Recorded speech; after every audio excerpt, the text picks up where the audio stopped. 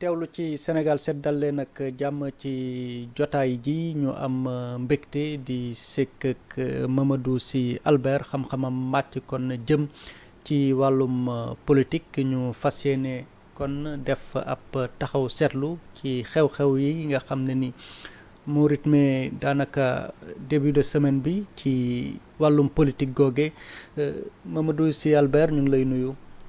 maa ngi lay fay di nuyu bu baax di la ziara di am mbégte ñu waxtaan ak yow ci actualité di la remercier bu baax a baax ok ñu lay gërëm di la sant ci déplacement bi ñu tàmbalee actualité bi ak mbirum politique comme nuñ ko xamee ak coow lu mu àndal démb ba léegi wala sax bërki démb le porte-parole du gouvernement def ab sortie jëm ci artu waa majorité bi de waa Benno Bokk Yaakaar ñu bañ a jéem a dugal ab motion de censure ngir gàllankoor déclaration de politique générale bu premier ministre Ousmane Sonko loolee noo ko jàngatee.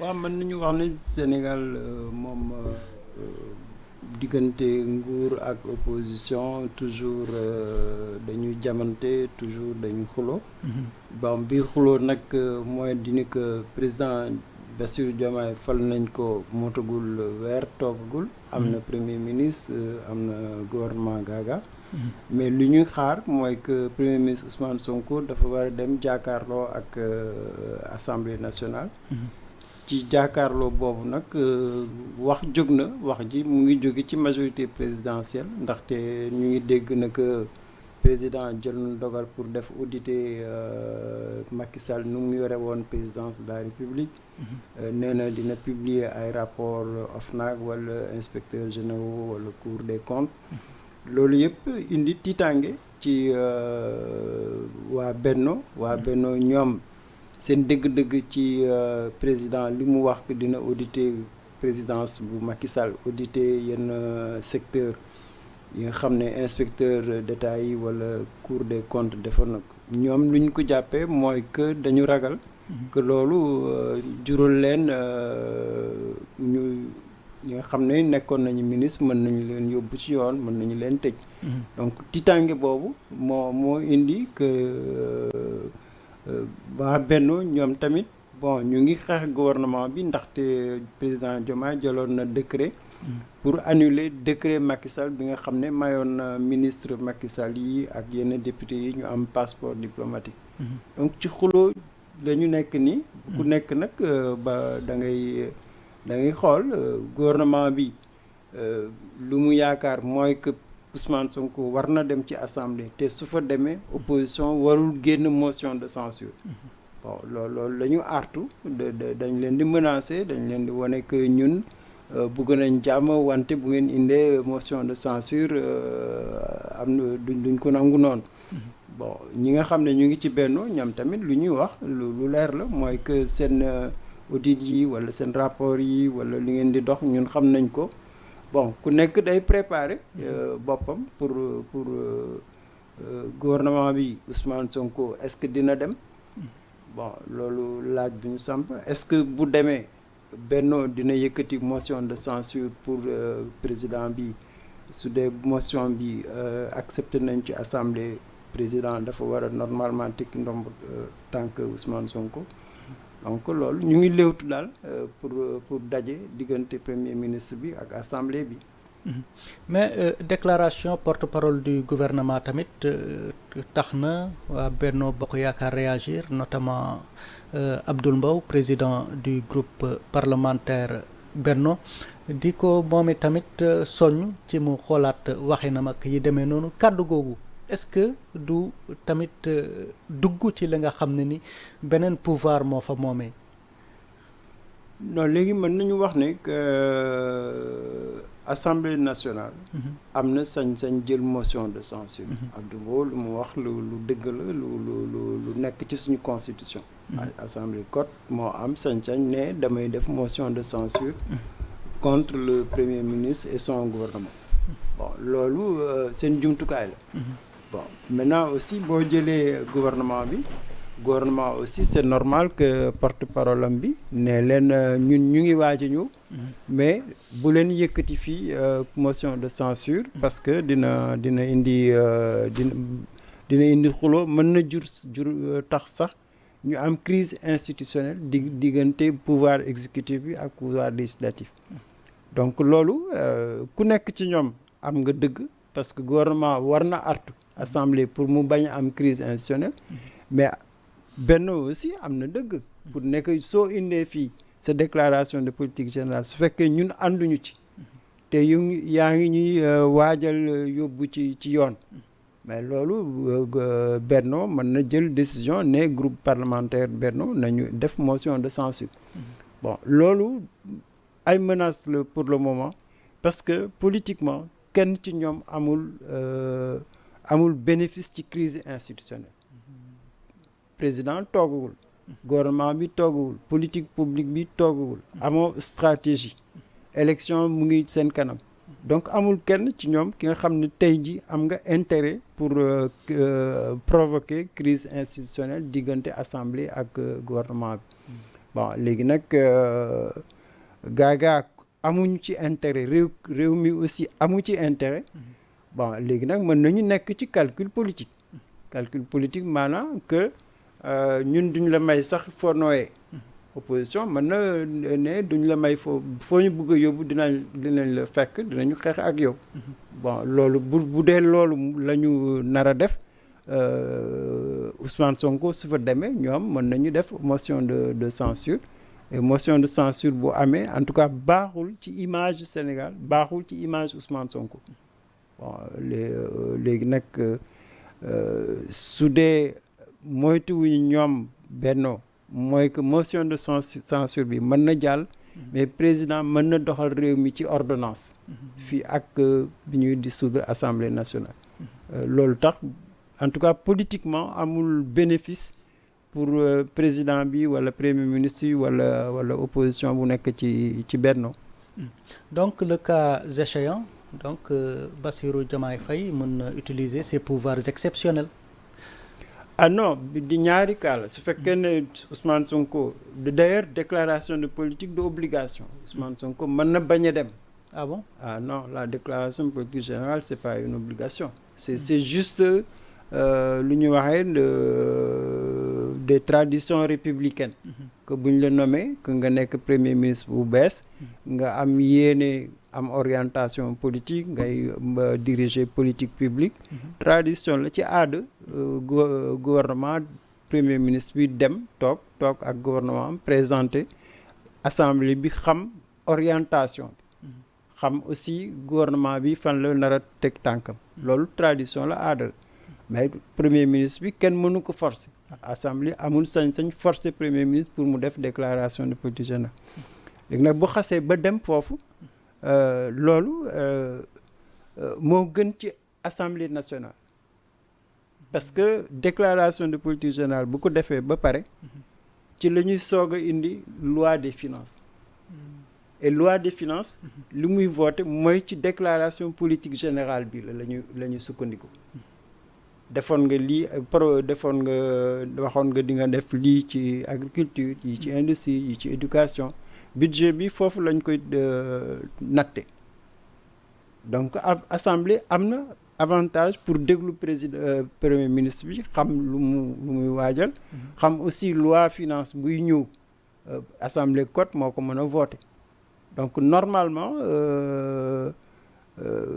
assemblée intérêt mooy déglu premier ministre bi voter loi des finances su ñu demee nag ba am déclaration politique générale xam budget bi loolu Benno day waajal élection législative foofu la xeex bi war a nekk parce que président nee na day def réforme amul benn réforme bu narul jaar ci assemblée nationale foofu la assemblée bi waroon xaar premier ministre bi di nga indi réforme institution wala di nga indi réforme coopération internationale wala da nga indi réforme éducation loi yëpp ci assemblée la war a jaar defe naa ci politique daal lu gënoon ci Benno mooy mu bàyyi déclaration bi jàll loi de finances jàll léegi nag mu def xeex ak ñoom ci réforme yi su dee ànduñu ci loolu mën nañu bloquer loi bi wala mën nañ ko amender wala mën nañu wax ne gouvernement bi jëlaatal su loi bi seetalal lii ak lii boo ko indee ñu nangul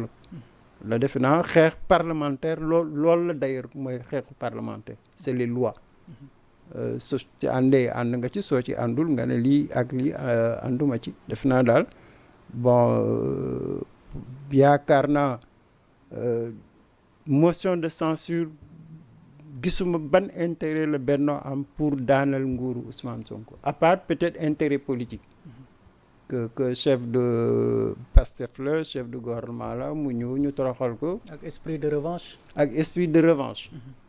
esprit de revanche que Sonko Pastef ak APR ñoo xeex ñeenti at ba juróomi at. yàlla def Sonko nekk na tey jii ci nguur Diomaye nekk ci nguur ba mën na nekk revanche. que boo ñëwee assemblée ñun tamit dinañ la toroxal et aussi.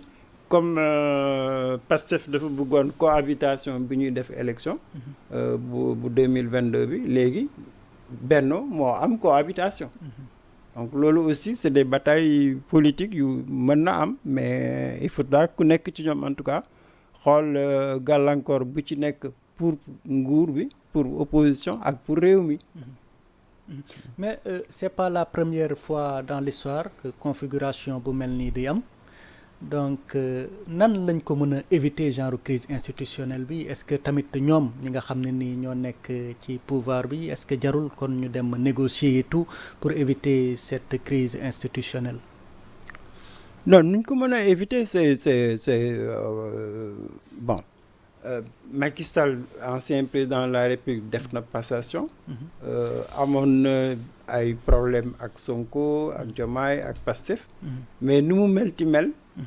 am na passation jàmm ak salaam. assemblée ci tànk boobu la war a wéy. Macky Sall moo doon seen président tey jii nekkatul président.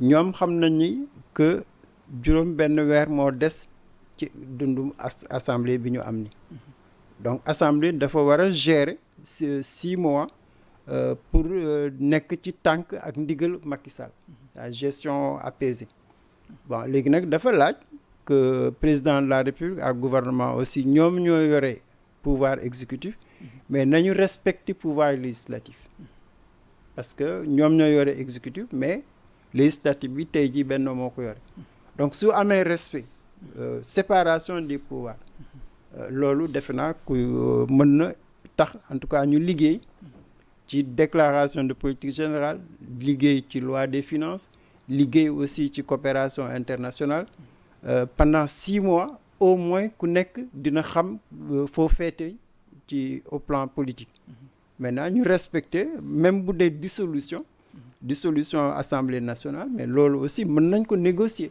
xool ban période moo leen gën a arranger ñoom ñëpp ci dissolution kañ lañ koy def est-ce que septembre est-ce que octobre est-ce que novembre loolu dafa laaj ñu waxtaan entre pouvoir et opposition je crois que su amee en tout cas esprit Macky Sall bi mu am président assemblée nationale su amee esprit boobu président assemblée mën na liggéey ak président de la république mën na liggéey ak chef du gouvernement parce que quand même président de l'assemblée tey ji moo uuf assemblée nationale te def naa ñett yooyu daal président premier ministre ak président de l'assemblée war nañu gën a waxtaan pour xool 6 mois yi ban calendrier la ñu am mu bañ a am daal blocage institutionnel ndaxte crise institutionnelle bu amee moom du arranger kenn ci ñoom. En 2000 Abdoulaye Wade président Abdoulaye Wade bu muy falu genre configuration bu mel nii la fekkoon moom nu mu ko arrangé woon. Abdoulaye Wade c'est que dafa amoon chance que liggéey na ak Abdou Diouf ñaari yoon mu dugg ci gouvernement génn ci xamante gouvernement naka lay doxee état bi nu muy doxee yàlla def ñu am code consensuel ñu dem élection Abdoulaye Wade gagné donc mën nañu wax ne que Wade bi mu gagné 2000 amoon na respect diggante moom ak waa PS boo gisee sax tukki bu njëkk Wade dafa ne Abdou Diouf demal teewal ma jox ko avion mu dem bon loolu pour wane climat apaisé Abdoulaye Wade bi mu amoon moo tax mu organiser élection législative. Et même élection législative yi booy fàttaliku Abdou Diouf nekkul woon fii. PS dafa demal boppam.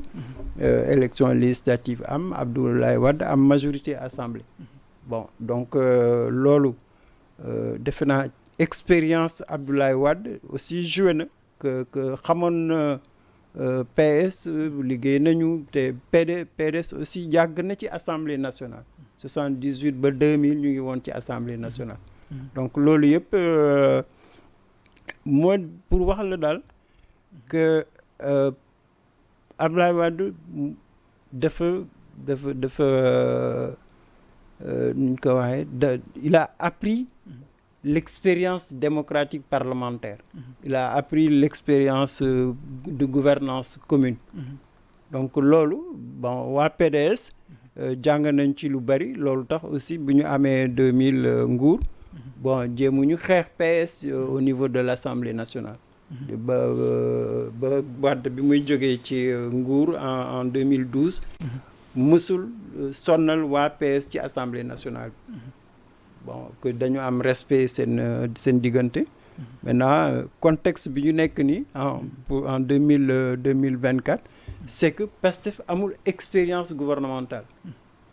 Pastef mësul liggéey ak waa APR wala waa Benno.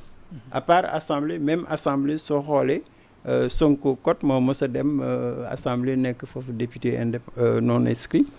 Ensuite depuis 2002 bon Pastef am na groupe parlementaire mais boo xoolee sur le plan expérience parlementaire waa Pastef liggéeyuñu bu baax a baax ak waa Benno. Plutôt que lu ñu mësul gis ci assemblée la ñu gis xuloo xeex xiiroo ngaayoo bon loolu aussi du gàllankoor la que soo moytul loolu moo nar a am su fekkee en tout cas jubóowuñu wala waxtaanuñu assemblée bu ubbee fekk ku nekk mu ngi menacer keneen ki suñu demee assemblée lu ñu gisoon 2022 soo moytul lu raw loolu lañ nar a gis. nee nañ dissolution bi normalement ñu ngi war a dissoudre président mu ngi mën a dissoudre le parlement au mois de décembre mais nee nañ c'est techniquement impossible avec la loi des finances initiale bi nga xam ne ni dañ ko war a voter et tout loolu yaakaar nga ne obstacle la pour la dissolution en septembre. Non su dee am na respect réciproque. Président de la République premier ministre ak président de l'Assemblée suñu mënee waxtaan ba am calendrier républicain. nu ñuy amee calendrier républicain ci vote. loolu la ñu war a am comme agenda politique.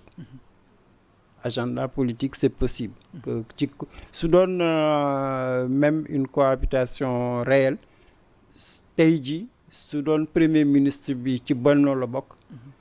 Président fu mu jaar dina d'accord ak premier ministre bi ak président de l'Assemblée nationale pour ñu am calendrier républicain fii ak 6 mois. loolu mooy norme. mais bon maintenant nag suñu indee xuloo pour une crise institutionnelle loolu kenn moo nar a jiite Sénégal fii ak 6 mois mooy président de la République. ça y a pas de doute que président am na sañ-sañ. Dissoudre assemblée bi mais loolu ci négociation rek nga ko mën a amee mais su amul négociation amul mu am crise institutionnelle mais président day am gouvernement am premier ministre di gouverner par ordonnance jusqu'à la prochaine élection présidentielle et législative donc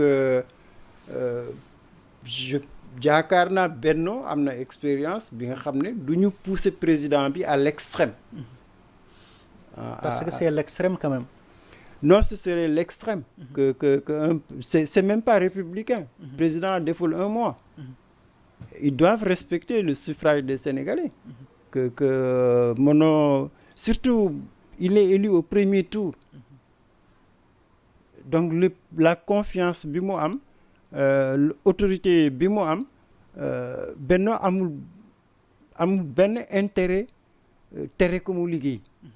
suñ ko teree liggéey suñu organiser élection législative c'est sûr que la sanction législative bi moo gën a metti ci sanction présidentielle donc politiquement Benno warul lu mu war a seet mooy président assemblée bi mën a waxtaan ak président de la république ñu d'accord ne que fii ak 6 mois nii lay demee gouvernement bi dina ñëw am déclaration mu am projet de budget projet de loi am respect mutuel.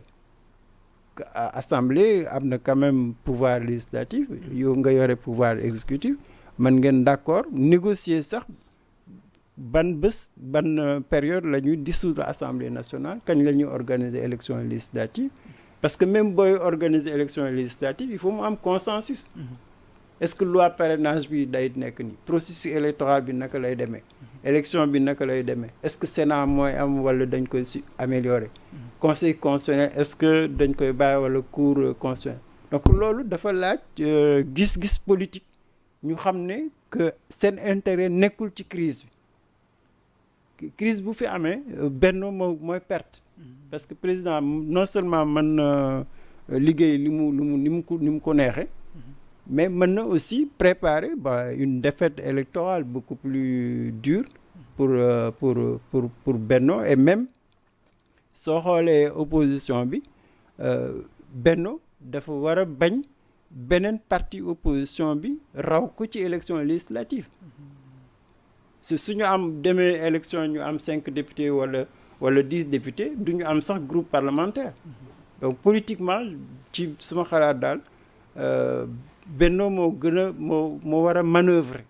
moo war a ubbeeku ba am bunt pour législative bi mën a nekk revanche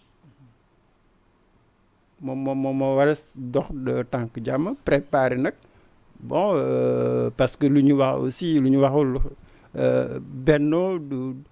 Bennowul noonu ci biir APR xuloo am na diggante APR PS xuloo am na AFP naka noonu parti de gauche yi naka noonu wóorul sax Benno mën a dem législative ci Benno boobu mën nañu tasaaroo donc loolu yëpp da nga koy sóoraale avant ngay dugg ci xeex bu la mën a jural crise institutionnelle. leneen lu ñuy xaaree régime bi bokk na ci lu ñu ne lu ñuy wax souvent demande sociale la muy la reddition des comptes moom bu mu ñëwee manifester na volonté am jëm invité organe de contrôle yi surtout ñu publier seeni rapport di waaj benn loi bi nga xam ne ni day protéger les lanceurs d'alerte et cetera seen taxawaay ci wàll woowu noo ko gisee.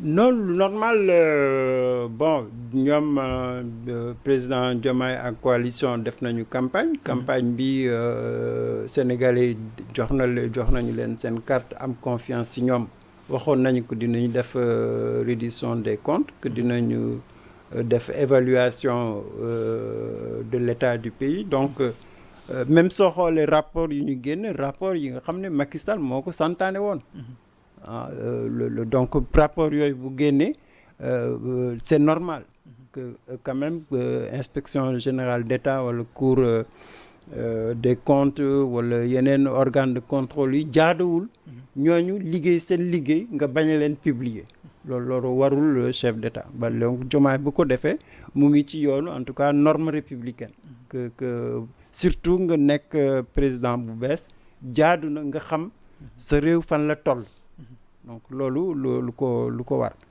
bon lu ko war aussi mooy def des audits mënoo toog ci nguur pour 5 ans nga bañ a xam lu xew yow bees nga ku bees nga mënoo ñëw rek di dawal fekk xamoo lan moo nekk ci gannaaw wala xamoo lan moo la nar a topp ci 5 ans yi nga toog ci nguur donc audit dafa nekk lu am solo bonne gouvernance mooy loolu du leneen que am nga lii jiite nga juróomi at jóge nga fi nañu xam fan nga bàyyi sa réew l'état d'un pays tous les pays démocratiques noonu la ñuy fonctionner que bilan dafa bokk ci pratique des bonnes pratiques républicaines mooy que ñu xam yow ban bilan nga bàyyi bon léegi nag lu ci xaw a indi gàllankoor mooy que sénégalais yi bëgguñu ñu xamal leen lu bon que ministre Macky Sall yi bon seen gestion est-ce que baax na wala baaxul mais dañu rafet njort benn côté mooy que nañu nangu audit yi am mais nañu xam ne aussi que xaalis réew mi la ñu yore yoruñu xaalis Macky Sall yoruñu xaalis APR yoruñu xaalis Benno askan bi moo leen jox xaalis boobu donc su fekkente ne sa gestion baaxul mais da nga war a wuyu yoon mais loolu c'est avant ngay nekk sax ministre ñu jox la 100 milliards 200 milliards chaque année nga toog ci bopp ministère bi 5 ans nga gérer lu toll 1000 milliards yow nga ne doo rendre compte mais loolu c'est même pas bon pour toi en tant que gestionnaire donc waa APR ak waa Benno dañu war a nangu reddition des comptes c'est une norme amul benn pays buy bañ reddition des comptes amul benn pays buy bañ aussi que su fekkente ne yoon nee na yow tu as détourné wala y a eu malversation wala y a eu surfacturation mais nga dem wuyu yoon maintenant lu ñu mën a laaj peut-être président Diomaye ak chef du gouvernement bi c'est-à-dire du ñoom ñooy yoon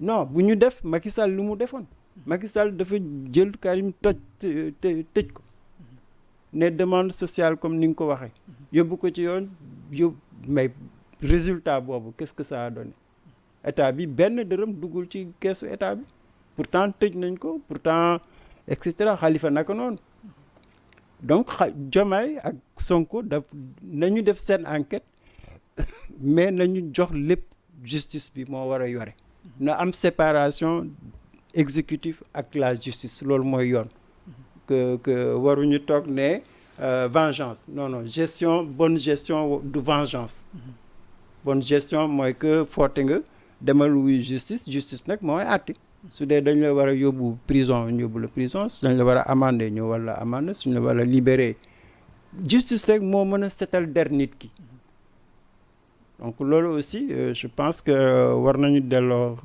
xel yi daal que bon xaalis Sénégal du xaalis parti politique yi wala xaalis président de la République non xaalis askan bi la soo ko yoree normalement dañ lay saytu xool ndax ni nga doxalee jaadu na wala jaaduwul.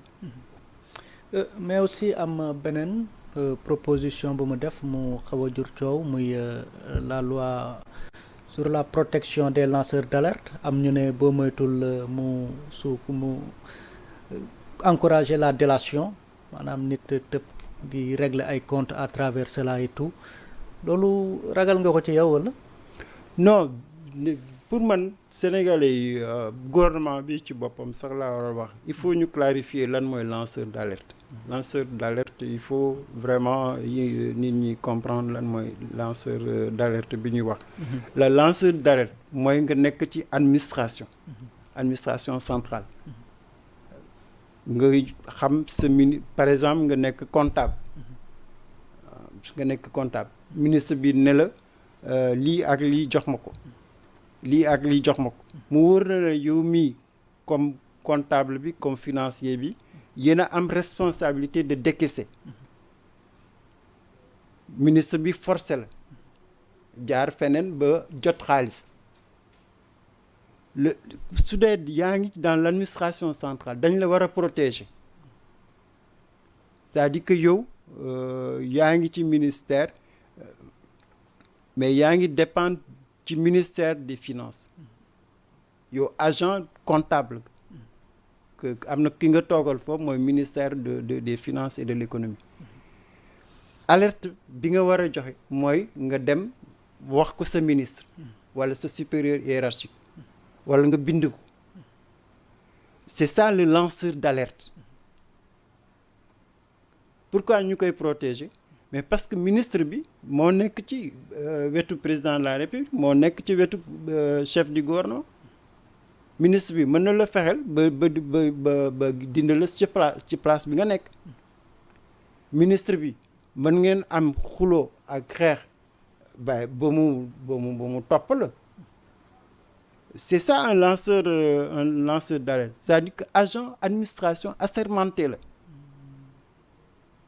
pour le protéger c'est-à-dire que pour mu bañ a am pression pour yow ñu dindi la fi nga nekk wala ñu corrompre la wala même ñu rey la par exemple deuxième niveau des alertes mooy bon du journaliste d'investigation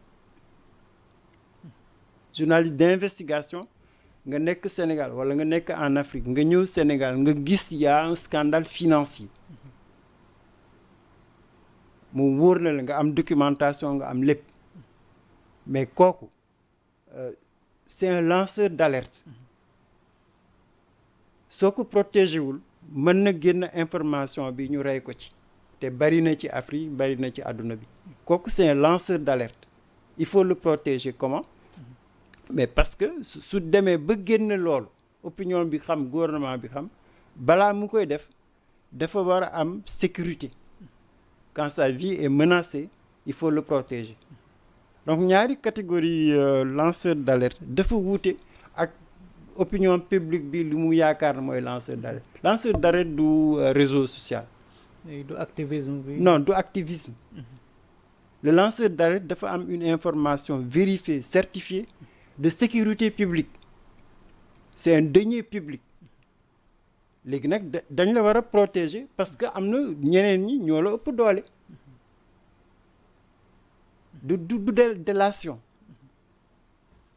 délation non un fonctionnaire qui est dans l'administration centrale mën na gis nii lii jaaduwul mais comme mënuma dara ci ministre bi te man ci finance laa nekk maa ngi ci sama ministère de tutelle ma dem kalaame mën naa ko wax oralement mais su ko jaree ma def la de par l'écrit mais l'essentiel c'est que le ministère des finances et le gouvernement me protègent mais loolu nag dafa laaj une volonté politique parce que boo gisee en tout cas Afrique comme Sénégal d'ailleurs nu muy fonctionner bon un journaliste wax ma sax journaliste d'investigation mais il suffit que par exemple on l'a vu gouvernement wala ministre sax ci boppam yeewu ne coupé nañu telle télévision ou bien ñu ne voilà c'est un rapport sensible ñu yóbbu la prison on n'a pas protégé ces alerteurs là l'administration Sonko pourquoi on l'a démis de ses fonctions on l'a pas protégé pourtant le ministère aurait dû très bien protéger Sonko bon comme d'autres exemples là donc pour man lancer d'alerte vraiment il faut que gouvernement bi clarifier ñu xam dëgg-dëgg qu'est-ce qui est derrière le lanceur d'alerte et pourquoi on doit le protéger c'est surtout aussi les rapports là les rapports de l'inspection générale d'État par exemple sont déclassés des rapports secrets mais un journaliste mën na am chance ñu ne la voilà le rapport ñu jox la ko mais en contrepartie c'est que ils ont confiance en toi donc kooku soo exploiter un rapport secret te mu nekk dëgg il y a que l'État moo la mën a protéger je parle même pas maintenant des grands projets où c'est des milliards et des milliards que y a des gens par exemple soo jëloon le blanchiment de l'argent il y a des coalitions internationales qui luttent contre le blanchiment mais c'est les alerteurs qui sont là-bas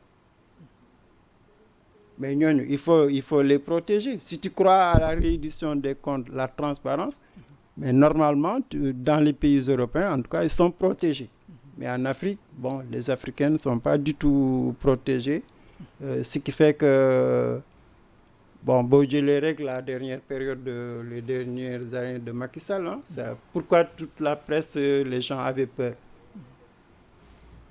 c'est parce que on a perdu il y avait une menace que boo waxee dara mën nga dem tout de suite en prison je crois que loolu pour man daal vraiment débat bi fi ñu ko yóbbu du foofu c'est plutôt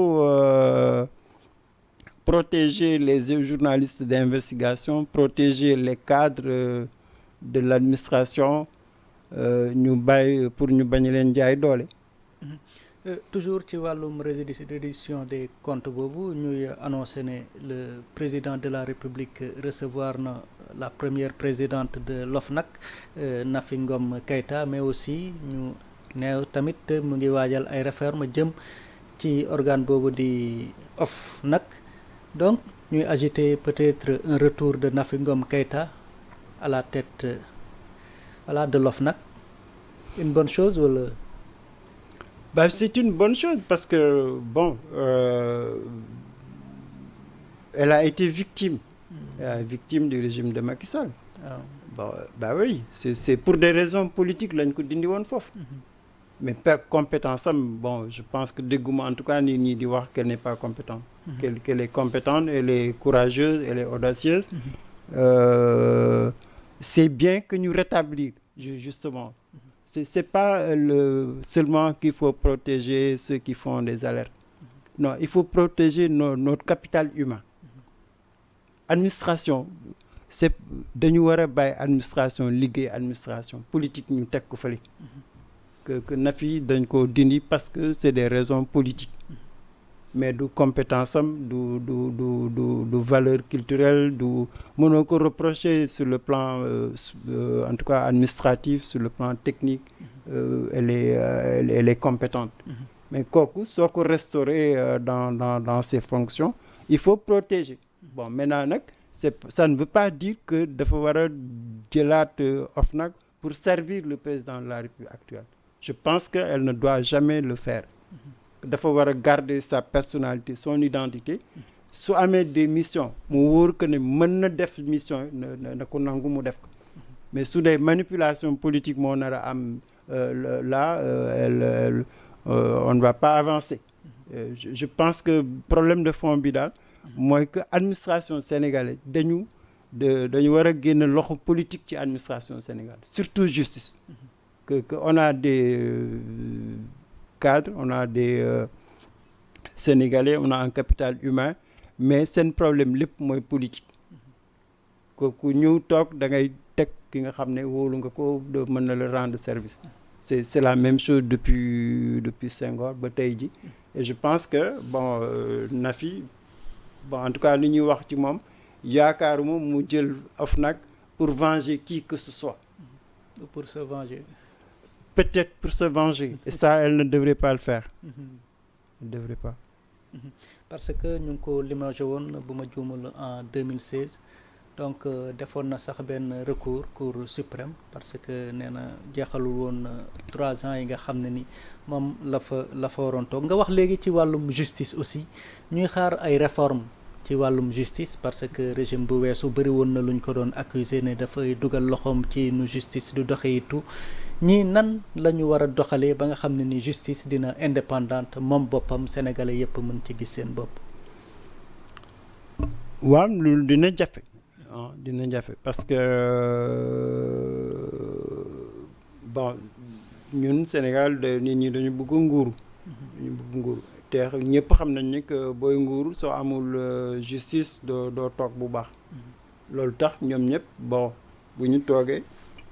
lu leen yitteel mooy teg seen loxo ci justice. Bon donc justice indépendante moom ñëpp ñu ngi koy wax mais neexul neexul nangu nga jële nguur nga am ku lay contrôler le justice presque moo téye l'état de droit. Loolu tax pour ñu nangu indépendance de la justice yombul. Maintenant nag Diomaye ak Pastef woote nañu indépendance de la justice mais il faut que mu nekk du concret. C'est-à-dire que président de la République Diomaye nee na day réformer. Il faut réformer la fonction présidentielle. Président mënul nekk président de la République y aurait tous les ministères de souveraineté nekk président de la magistrature nekk le chef du groupe parlementaire à l'Assemblée nationale. Donc la fonction présidentielle, je pense que ne commencer par foofu. Le président du Conseil supérieur de la magistrature. De la magistrature. Nga am sa ministère de la justice ki nga xam ne moom mooy coiffer tous les tribunaux. Le parquet dépend de toi, de ton ministère, le ministre dépend de toi. Donc le premier ministre qui gère toutes les chaînes de la justice, ça peut pas marcher. Il faut que Diomaye prenne une décision claire. Mu ñu xam la fonction présidentielle, les ministères de souveraineté, ñu xam ne aussi que il faut une justice indépendante, c'est-à-dire que na génn ci au niveau du Conseil supérieur de la magistrature. Mënatul àndatul. En tout cas, il a intérêt à sortir de manière pratique. C'est-à-dire qu'il n'est plus président du Conseil de la magistrature suprême. Mais deuxièmement, il faut aussi que nous fassions des réformes au niveau du ministère de la Justice. Est-ce qu'il faut garder le ministère de la Justice? Bon, xëy na dinañ ko garder, mais le procureur de la République, ban compétence la war a am? Est-ce qu'il doit dépendre du ministre ou est-ce que les procureurs doivent être indépendants? Bon, là, que ce soit les procureurs, que ce soit les juges d'instruction, les magistrats, là, il y a quand même une réforme concrète. Nous savons, est-ce que le ministère de la Justice sera indépendant ou pas? Je pense que lolo aussi, nous avons dit président à gouvernement, bonne réforme là nous avons proposé. Bon, une réforme aussi pour la justice, il faut aussi un juge de liberté. Le juge de liberté mënul nekk comme ni ñuy gisee nii, c'est-à-dire que man fi ñu toog nii mën nañu pare suñu émission dig ñëw fii jël ñu ñun ñaar yóbbu ñu mandat dépôt terminé. Il faut avoir un juge de liberté ki nga xam ne c'est quoi une liberté, ki nga xam ne mën na vérifier. C'est pas parce que le procureur laaj na rek que yow procureur laaj na il faut un mandat. Non, le juge de liberté, ça doit être quelqu'un de compétent. Ki nga xam ne y a une accusation, mais il vérifie, il contrôle. Il essaie de voir aussi, prison, c'est une exception. Est-ce que réellement jar na ko? Sinon, liberté, c'est ça la norme. C'est ça la norme. Donc, lan la Diomaye nara proposé avec son gouvernement. Est-ce qu'il y aura un juge de liberté assez autonome? Bon, ça, je crois que aussi il faut, si tu veux, la justice, c'est une question de pratique. Ça, soo jëlee décision ñu xam ne lii génn nga ci magistrature kenn du la gisati foofu. Les pairs qui sont au niveau du conseil de la magistrature ñoom xam nañu loi. Les pairs, c'est eux qui peuvent rendre la justice au nom du peuple. Bon, su génnee foofu, c'est concret. Deuxième mesure concrète, moi, les pouvoirs du procureur, des juges d'instruction, les juges de liberté. Lolo aussi, c'est du concret. Il faut que nous disions réellement quelle va être la marge de manœuvre des procureurs. S'ils dépendent vraiment du ministre et que le ministre dépend du Premier ministre, ça, on ne va pas aller loin. Je crois que... Bon, maintenant, les autres questions aussi, c'est par rapport à la corruption. Une justice indépendante, ça demande des moyens. Pour lutter contre quelqu'un qui gère 100 milliards sur une période de 5 ans, il gère 500 milliards. Un petit juge là, tu veux voir qu'est-ce qui est derrière Dodem. Ils l'ont vu avec le cas de Karim. On a dépensé des milliards et des milliards, mais ça n'a rien donné. Parce que nos juges, ils n'ont pas l'expérience d'aller à l'étranger. Et je crois que s'ils veulent vraiment une justice indépendante, côté Bob, il faut l'indépendance politique là, mais il faut une justice qui a des moyens. Les moyens de sa mission. On prenait tout à l'heure le cas de Nafingom, l'OFNAC. Mais si l'OFNAC n'a pas de moyens, n'a pas de volonté politique d'aller jusqu'au bout, on a vu le résultat. On a fait une mission rogatoire, on a créé et tout. tu peux pas avoir le résultat que tu cherches. La justice, il faut, c'est vrai, l'expertise technique, mais il faut les moyens. Ah ouais. Pour investir. Bon, c'est pas comme les gens y croient, quoi, que ce démon, par exemple, tu prends le cas de Karim en France. Gouvernement bi xamul woon sax que loi France bi dafa wute ak suñu loi. ñu la dellul sa kër. yow li ngay wax nii c'est pas chez nous. Donc dafa laaj de l'expertise nga xam la loi dans les pays africains, dans les pays européens, aux États-Unis, nga mën a am des réseaux pour enquêter parce que par exemple l'argent qui sort de notre pays là, c'est pas nos juges là qui sont capables d'aller chercher de l'argent dans les réseaux dans les paradis fiscaux. C'est un métier. Absolument. Une expertise. Donc si nous voulons réellement, en tout cas, une justice indépendante, il faut que l'État accepte la volonté politique d'accorder cette indépendance, mais il faut des moyens et des experts. Des experts. Parce que honnêtement, peut-être je dois pas le dire, mais si on dit les questions du pétrole, du gaz, la pêche, nos magistrats, ils doivent aller se former. Les Européens, là, ils ne viennent pas chez nous les mains vides, hein. Ils viennent avec des experts dans tous les domaines. Surtout quand on veut renégocier les contrats et tout. Voilà. Quand tu veux renégocier, c'est les multinationales. Ils ont les meilleurs experts du monde. En 30 minutes, ils gagnent toutes les conventions, bluff. Ce fait que yow xamoo dara ci domaine bi, tu peux pas négocier. Même pour renégocier, il faut nga am capacité de faire une proposition alternative. Parce que ñoom duñu ay cuune.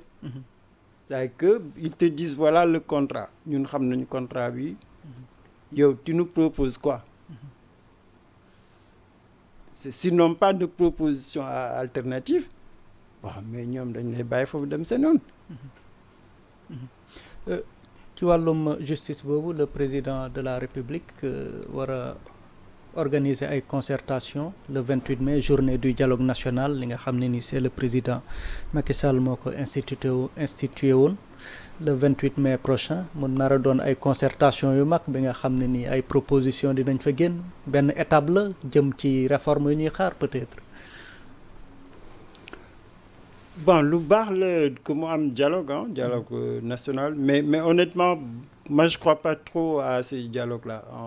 Macky Sall def na ko defaat ko les mêmes résultats, on tourne en rond. Sénégalais bëgg nañu waxtaan, c'est vrai quoi. Mais moi je me pose toujours la question pourquoi nit ñi bëgg dialoguer. Le dialogue c'est il faut mu am objet. Mu am objet par exemple on parle tout à l'heure de la justice, la liberté. Mësuñu am menace sur les libertés autant que la fin de règne de Macky Sall. Si on doit dialoguer sur ça, par exemple, le dialogue démocratique. C'est au moins que nous dialoguer pour sur les questions de liberté. Voilà l'union d'accord. Par exemple, liberté de la presse, liberté d'expression, liberté d'association, liberté de participation. Au moins nous avons un pacte. Que tous les Sénégalais sont d'accord. Légui mu nek la charte. Que Diomaye, dans les 5 ans, il ne peut pas revenir sur ça. Pour moi, c'est ça le sens du dialogue. Le sens du dialogue, un autre thème, c'est sur, par exemple, l'emploi de la jeunesse. mais quand même gis nañu président yu bari jàll nañu mais personne n'a la solution à la question de la jeunesse, que ce soit la famille, que ce soit l'école, l'université, l'État. Bon, pourquoi pas dialoguer sur la question de la jeunesse? Quel est l'avenir de notre jeunesse dans 15-25 ans? Mais loolu ça peut être un sujet intéressant pour xool, mais quel est le problème de la jeunesse? Quelle solution? ba suñu d'accord ba am benn pacte, moi je suis sûr que tu vois si dialogue loolu mooy njëriñam. Quel que soit le domaine bu xasee bu ñu d'accord ne que Diomaye toog na, mais on est d'accord sur telle question sur les 5 ans, mais personne ne va revenir sur ça. Mais bu dee dañuy dialogue tourne en rond, je prends le dernier problème, c'est le processus électoral. Mais au moins Diouf, Kéba Mbaye, les Abdoulaye Wade am nañu, ils ont réussi le consensus électoral, mais boobu moo ñu téye ba léegi. Et dès qu'on a vu Macky Sall bu respecté wul amatul consensus électoral, on a vu le résultat. On n'a jamais organisé une élection aussi catastrophique. Mais parce qu'il n'y a pas de consensus électoral. Et je crois que, bon, dialogue bi baax na peut-être que nit ñi, mais c'est mieux que ñu am des thématiques, am un esprit de dépassement, construire quelque chose. Le dialogue aide à construire quelque chose. Mais su dee dañuy toog waxtaan une journée, après ku nekk dem sa yoon, moi je vois pas vraiment les choses comme ça pour le dialogue. wax nga léegi le secteur de l'emploi, la question de l'emploi des jeunes, tey le président Diomaye di réunir le secteur privé, peut-être c'est dans ce sens ak d'autres peut-être. Oui, bon, même là, voilà, par exemple le secteur privé.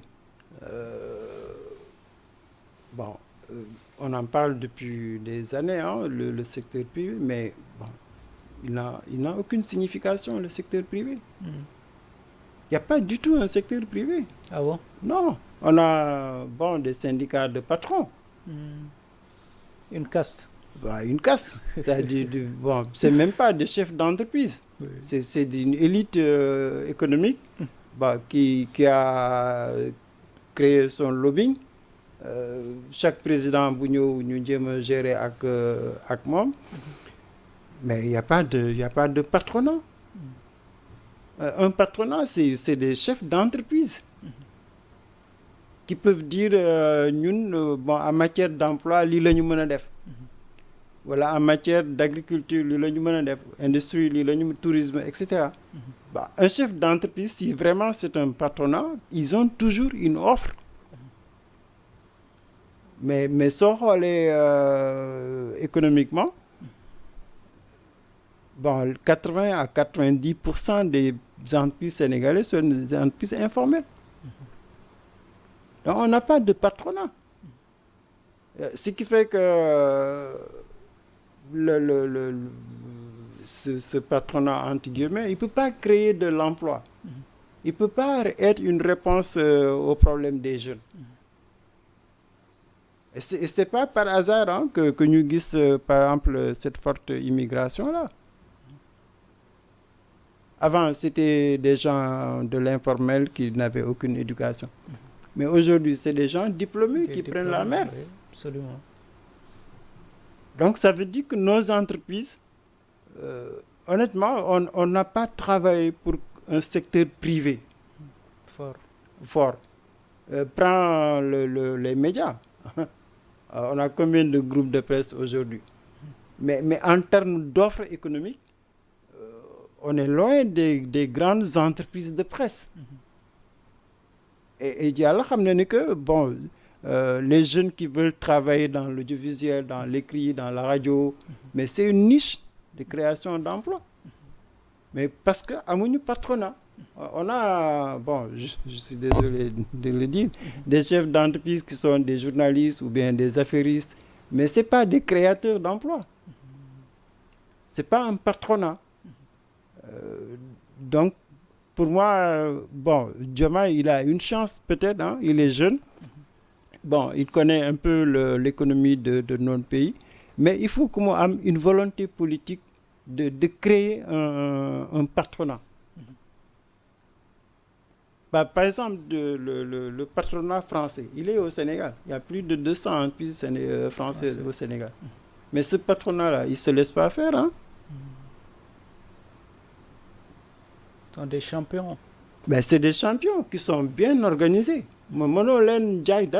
C'est que c'est un patronat, ils savent qu'ils sont là. C'est vrai pour les intérêts de la France, mais ils sont là pour les intérêts du patronat français.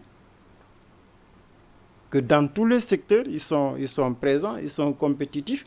Et France, venir vers le Sénégal ou vers l'Afrique sans consulter ce patronat-là. Parce que c'est eux qui occupent en réalité l'économie française à l'étranger.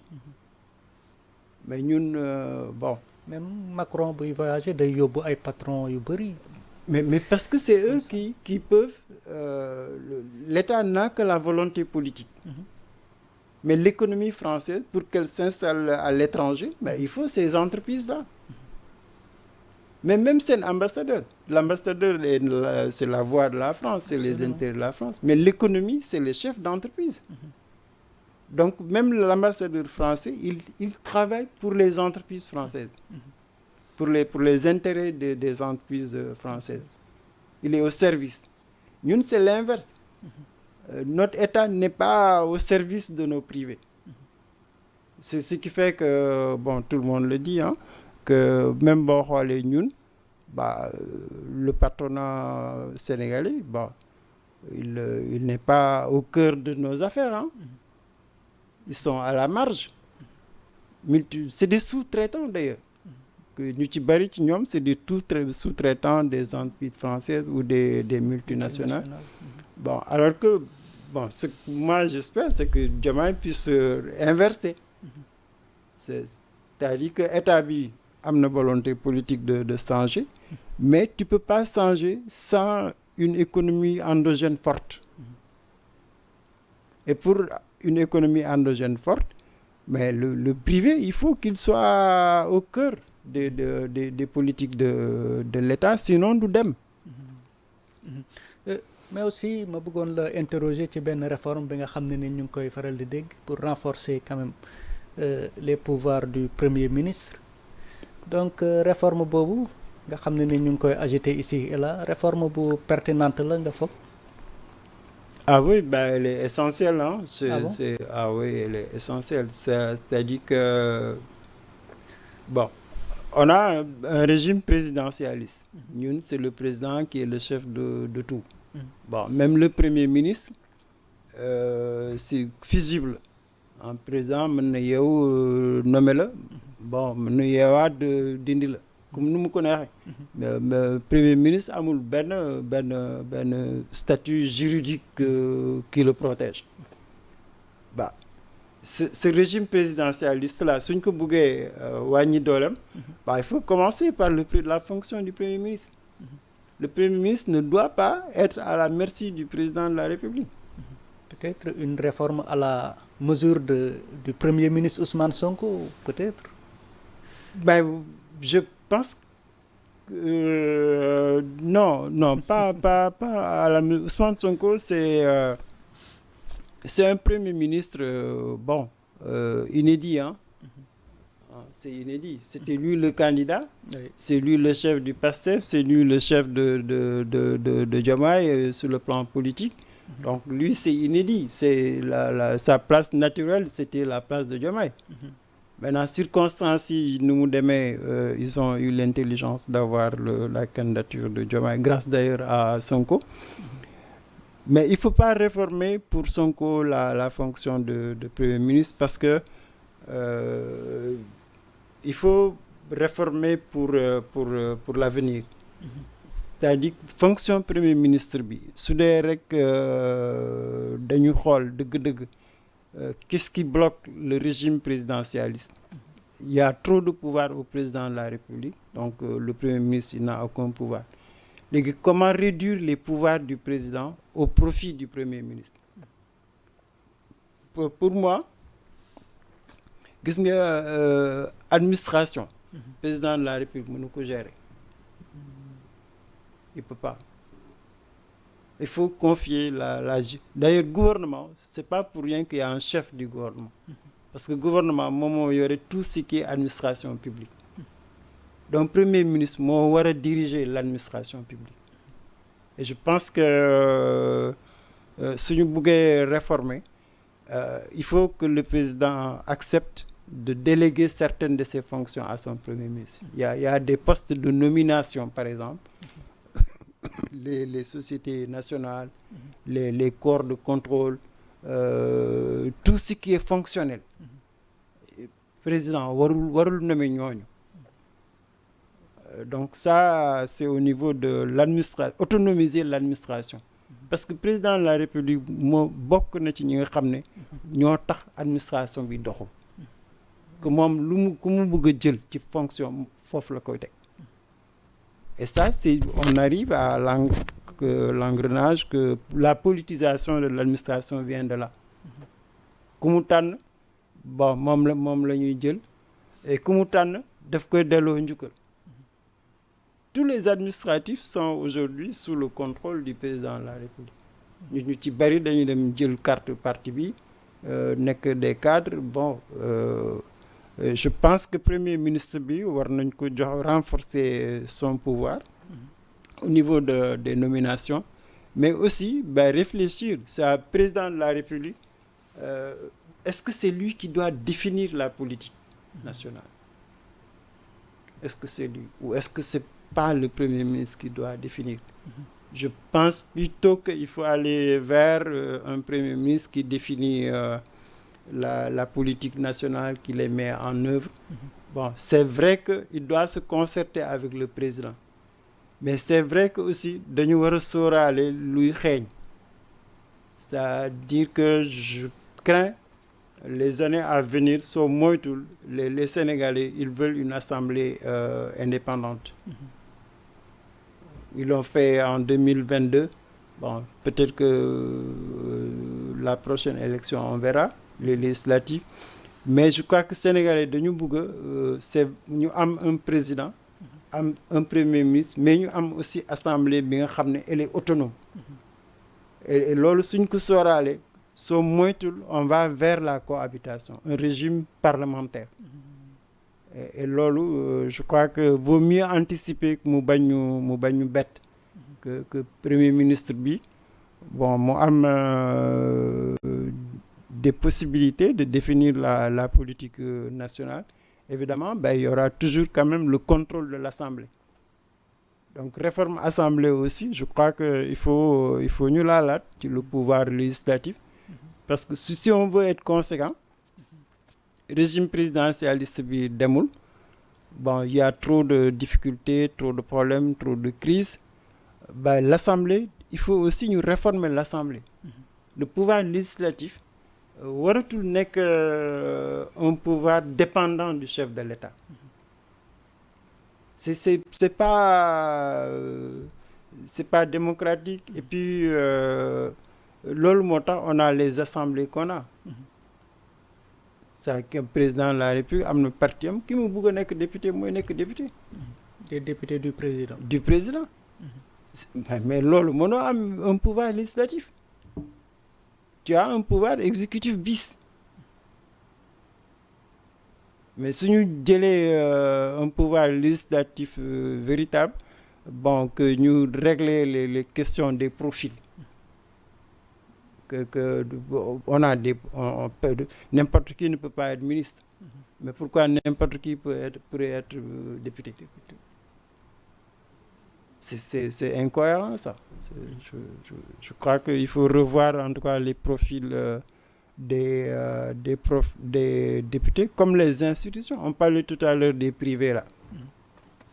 Les privés ils sont même pas à l'Assemblée.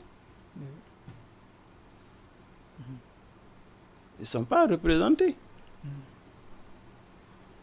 Et ça je trouve c'est extraordinaire nga am un pouvoir législatif si puissant Tu n'as pas d'opérateurs privés, tu n'as pas les médias, tu n'as pas les corps socio-professionnels. Mais tu n'as qu'un corps, c'est le corps des politiciens. Je crois qu'il faut aussi, là, quand même, je crois, des efforts de réformer, ou en tout cas de revoir les profils le profil des députés n'est plus en adéquation avec Sénégalais l'Union Bouk.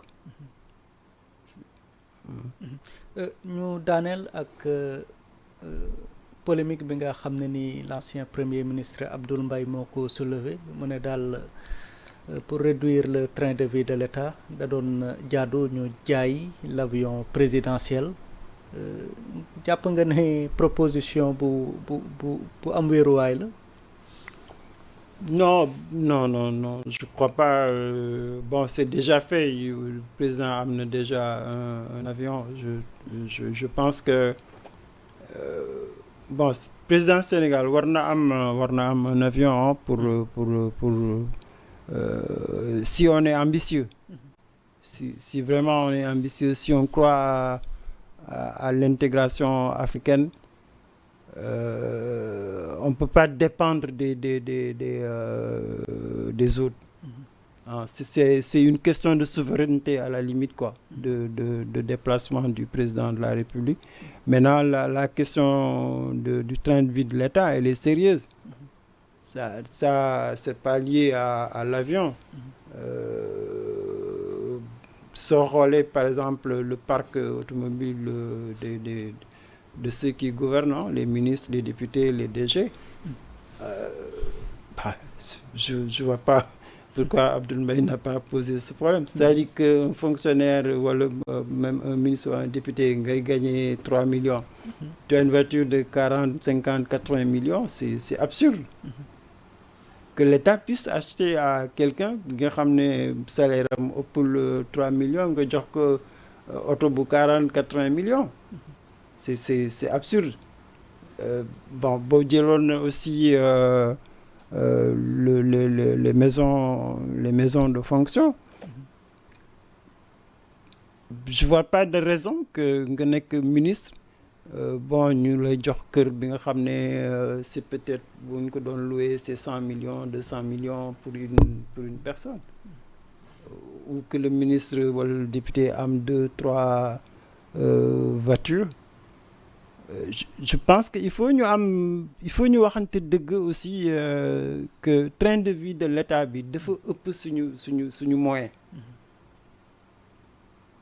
ñoom ñuy nguur seen dundin dafa doy waar.